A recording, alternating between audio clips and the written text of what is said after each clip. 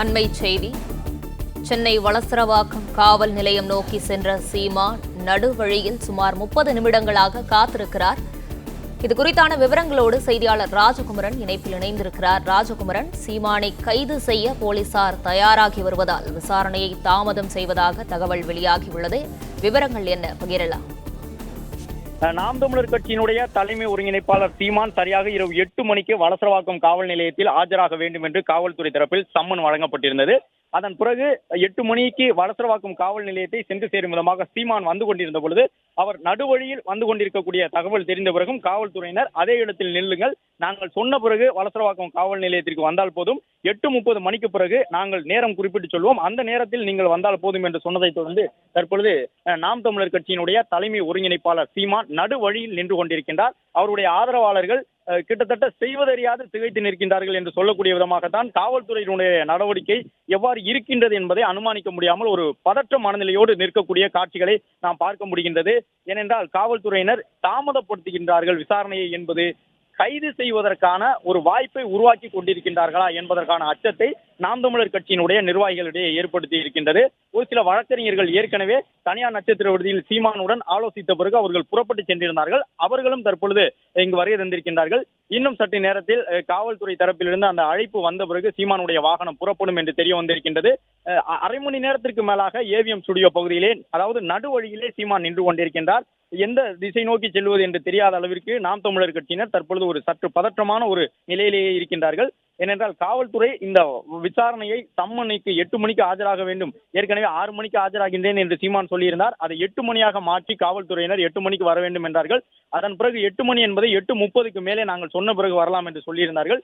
எனவே அடுத்த கட்டமாக இன்று இரவே சீமான் கைது செய்யக்கூடிய சூழ்நிலை உருவாகிவிடுமா என்கின்ற ஒரு பதற்றத்தோடு அவர்கள் இருக்கின்றார்கள். ஏனென்றால் இன்று வாரத்தினுடைய இறுதி வேலை நாள் வெள்ளிக்கிழமை கைது நடவடிக்கை எடுக்கப்பட்டால் பிணைக்கு செல்லுவதற்கு கூட 2 நாட்களுக்கு வாய்ப்பு இருக்காது. அதுபோன்ற ஒரு நிலை ஏற்பட்டு விடுமா என்கின்ற அச்சமும் அவர்களிடம் இருக்கின்றது.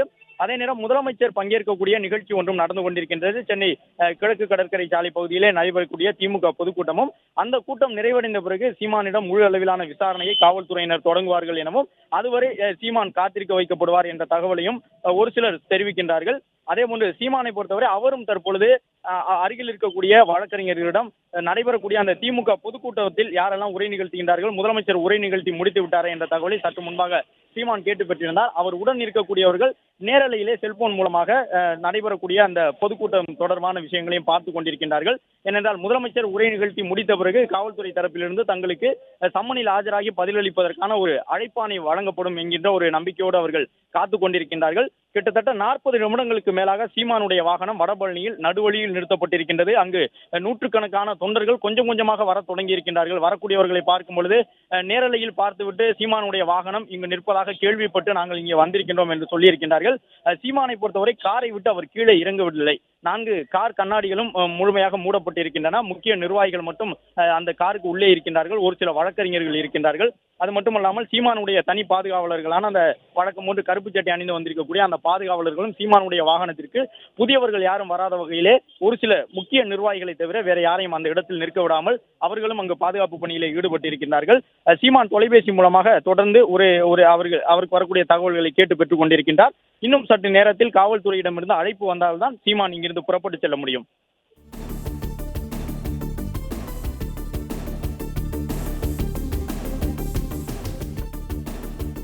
53 கேள்விகள் சீமானிடம் கேட்கப்படும் எனவும் அவர் எழுத்துப்பூர்வமாக பதிலை வழங்க வேண்டும் என்ற தகவலையும் தெரிவித்திருக்கின்றார்கள். 53 கேள்விகளும் தயார் நிலையில் வைக்கப்பட்டிருக்கின்றன.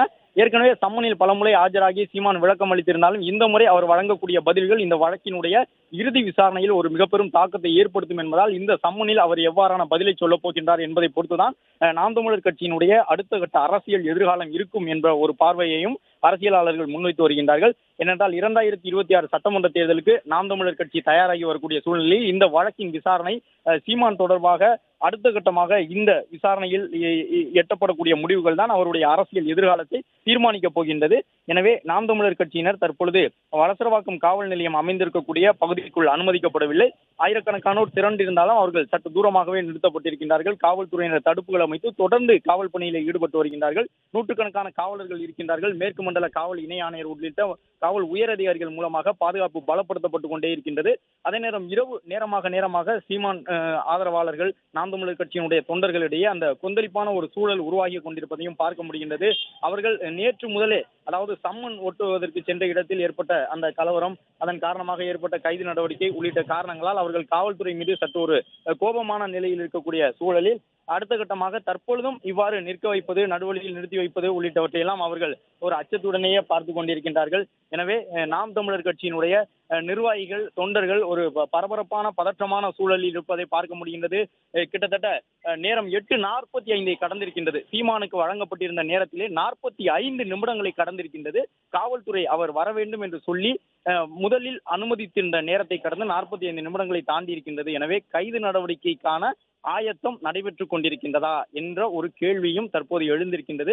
வெள்ளிக்கிழமை என்பதால் வாரத்தின் இறுதி வேலை நாள், உடனடியாக பிணை பெற முடியாது கைது நடவடிக்கை இருந்தால். எனவே நேரம் ஆக ஆக காவல்துறை அடுத்த கட்ட நகர்வாக கைது நடவடிக்கையை நோக்கி சென்று கொண்டிருக்கின்றதோ என்கின்ற ஒரு அச்சத்துடனேயே நாம் தமிழர் கட்சியினுடைய தொண்டர்கள் இருப்பதை பார்க்க முடிகின்றது. ஏனென்றால் அவர்களை பொறுத்தவரை நாம் தமிழர் கட்சியினுடைய ஒரு முக்கியமான ஒரே நம்பிக்கையாக இருக்கக்கூடியவர் சீமானை சுற்றி தான் நாம் தமிழர் என்கின்ற அரசியல் கட்சியினுடைய நகர்வுகள், அடுத்தடுத்த கட்ட வளர்ச்சிகள் இருக்கின்றன. இந்த நிலையில் சீமானை முடக்கக்கூடிய விதமாக அவர்கள் எடுத்து வரக்கூடிய நடவடிக்கைகளை பார்த்து அவர்கள் சற்று அச்சத்துடனேயே இருக்கின்றார்கள். எனவே இன்னும் சற்று நேரத்தில் இந்த வழக்கினுடைய அடுத்த கட்ட விசாரணையிலே என்ன மாதிரி கேள்விகள் கேட்கப்பட இருக்கின்றன என்பதெல்லாம் தெரிய வரும். வழக்கறிஞர்கள் ஏராளமானோர் அங்கு வருகை தந்திருக்கக்கூடியதை பார்க்க முடிகின்றது. முக்கிய நிர்வாகிகள் வருகை தந்திருக்கின்றார்கள். சீமானிடம் தொடர்ந்து அவர்கள் நடைபெற்றுக் கொண்டிருக்கக்கூடிய நிகழ்வுகள் தொடர்பாக காவல்துறை தரப்பிலிருந்து சொல்லப்பட்டிருக்கக்கூடிய விஷயங்கள், அங்கு குவிந்திருக்கக்கூடிய நாம் தமிழர் கட்சியினுடைய மனநிலை எவ்வாறு இருக்கின்றது என்பது தொடர்பாக சீமானுக்கு அடுத்தடுத்து அந்த விளக்கங்களை அவர்கள் வழங்கி வரக்கூடிய காட்சிகளையும் பார்க்க முடிகின்றது. நாம் தமிழர் கட்சியின் தலைமை ஒருங்கிணைப்பாளர் சீமானுக்கு எதிரான அந்த வழக்கை பொறுத்தவரை கிட்டத்தட்ட 15 ஆண்டுகளாக நடந்து கொண்டிருக்கின்றது. 2011ஆம் ஆண்டு அந்த நடிகை ஒரு புகாரை கொடுக்கின்றார். அதன் பிறகு அடுத்தடுத்த கட்டமாக அந்த நடிகை சீமானுக்கு எதிராக தொடர்ந்து ஒரு குறிப்பிட்ட இடைவெளியில் வீடியோக்களை பதிவேற்றம் செய்து கொண்டே இருக்கின்றார்.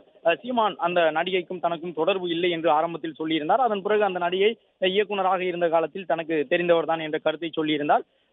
அது போன்ற கருத்துக்களை எல்லாம் சொல்லி வந்த நிலையில் அந்த நடிகையும் பகிரங்கமான குற்றச்சாட்டுகளை முன்வைத்து வந்தார். சீமான் தன்னை திருமணம் செய்து கொள்வதாக சொல்லி ஏமாற்றி விட்டார் என்பது போன்ற மிகப்பெரிய குற்றச்சாட்டுகளை அவர் முன்வைத்திருந்தார். அதிலும் குறிப்பாக தேர்தல் நெருங்கக்கூடிய காலகட்டங்களில் சீமானுக்கு எதிரான இது போன்ற குற்றச்சாட்டுகள் அந்த குறிப்பிட்ட நடிகையின் மூலமாக முன்வைக்கப்படுகின்றது என்பதையும் நாம் தமிழர் கட்சியினர் சுட்டிக்காட்டி வந்தார்கள். இது ஒரு திட்டமிட்ட சரியாக இருக்கின்றது என்பதையும் அவர்கள் தெரிவித்து வந்தார்கள். சீமானும் அதனை இன்று தன்னுடைய செய்தியாளர் சந்திப்பிலும் சொல்லியிருந்தார். தேர்தல் வரும் காலகட்டங்களில் எல்லாம் இது போன்ற செயல்களிலே அவர்கள் ஈடுபட்டுக் கொண்டிருக்கின்றார்கள். இது அரசியல் ரீதியாக தன்னை எதிர்க்க முடியாமல், கருத்தியல் ரீதியாக தன்னை எதிர்க்க முடியாமல் காவல்துறை வைத்துக் கொண்டு சிலர் செய்யக்கூடிய திட்டமிட்ட ஒரு களங்கம் கற்பிக்கக்கூடிய செயல் என்று தன்னுடைய கடுமையான குற்றச்சாட்டுகளை சீமானும் முன்வைத்திருந்தார். இந்த நிலையில் தான் அவர் இன்று இந்த வழக்கு விசாரணையில் ஆஜராகி பதில்களை வழங்கும் பொழுது அது இறுதியாக தாக்கல் செய்யப்பட உள்ள குற்றப்பத்திரிகையிலே ஒரு முக்கியமான எதிரொலிப்பை வழங்கும். இதன் காரணமாக நாம் தமிழர் கட்சியினர் ஒரு பெரும் எதிர்பார்ப்போடு காத்திருக்கின்றார்கள். வழக்கறிஞர்கள் உடன் இருப்பதன் காரணமாக சீமான் ஏற்கனவே அவரிடம் கேட்கப்பட்ட கேள்விகள் தான் இன்றும் கேட்கப்படும். எனவே அது தொடர்பாக வழக்கறிஞர்களிடமும் சீமான் பல அறிவுறுத்தல்களை பெற்றிருக்கின்றார். தற்போது சென்னை வடபழனியில் இருக்கக்கூடிய அந்த நிறுத்தத்தின் அருகே சீமானுடைய வாகனம் நின்று கொண்டிருக்கின்றது. கிட்டத்தட்ட 50 நிமிடங்களாக 1 மணி நேரத்தை நெருங்கப் போகின்றது. சீமானுடைய வாகனம் ஒரே இடத்தில் நின்று கொண்டிருக்கின்றது. சீமானுடைய ஆதரவாளர்கள் மட்டும் 1-2 பேர் தற்போது அங்கே திரண்டிருக்கின்றார்கள். மற்றபடி அவருடன் வந்த வழக்கறிஞர்கள், முக்கிய நிர்வாகிகள் மட்டும்தான் அந்த இடத்தில் இருக்கின்றார்கள் என்பதையும் பார்க்க முடிகின்றது.